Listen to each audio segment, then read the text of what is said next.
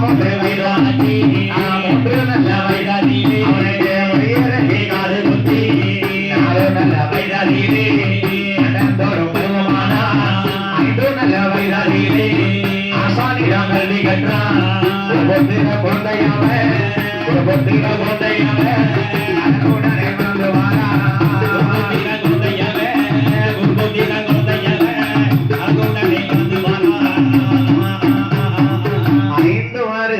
அஞ்சனையம்மாள் வெண்குடிக்கும் பிறந்த ஒரு பிள்ளை குரு திசையில பிறந்த குருபுத்திர பிள்ளைக்கு வயசு 5 ஆச்சு.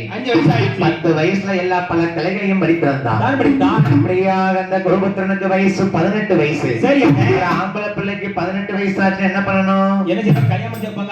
அந்த காலத்துல 12 வயசுல கல்யாணம் முடிக்க பொண்ணு பார்க்க போவாங்க.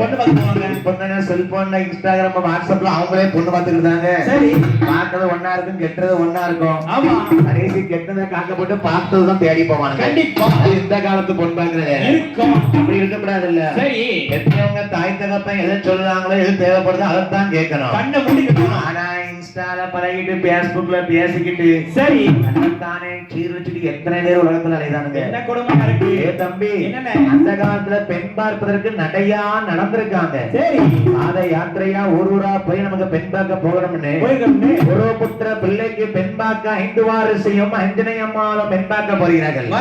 எங்கே வருகிறார்கள்? மேல்நாடு போனோமானா மேன்மையுள்ள பெண் கிடைக்கும். நாடு போனோமானா கீர்த்தியுள்ள பெண் கிடைக்கும். வடநாடு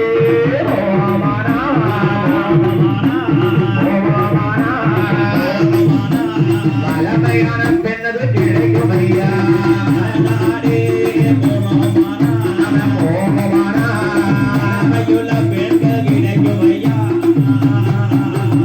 தென்னாடு போனமானால் தேகம் புகழ் பெண் கிடைக்குமே. வடநாடு போனமானால் சரி பழமையான பெண் கிடைக்கும். மேல்நாடு போனமானால் பெண் கிடைக்கும். உனக்கு ஒரு திருத்த கையை நீட்டாத. நான் சரி, அவருக்கு குத்துனாத்தான் அவருக்கு சந்தோஷமா இருக்கு. ஏ அப்பா, தன்னகாங்க குத்திக்கிறீங்க. அப்ப இது பத்திரம் உனக்கு ஒண்ணும் கிடையாது. இந்த பத்திரம் என்ன கிடைக்க என்ன அதாவது அடுத்தபடியாக என்னையா நமக்கு மீண்டும் மீண்டும் முத்துக்குமாரன் பரிசு கொடுத்துட்டே இருக்கிறாங்க. அவன் மனசுக்கு என்னைக்கும் சந்தோஷமா இருக்கணும். சரி, வீட்டு அம்மாட்ட அடி வாங்காம இருந்தா சரிதான். சரிதான், அள்ளி அள்ளி கொடுக்காரு வீட்டுக்கு 10 ரூபாய் கொடுக்காருன்னு கேட்டப்படாது. தம்பி, என்னைக்கு சந்தோஷமா வாழையடி வாழையா வாழணும்னு வாழ்த்திக்கொண்டு சரி எப்படி இருக்க பாருங்க. மறுநாடு போனமானால் வளமையான பெண் கிடைக்குமே.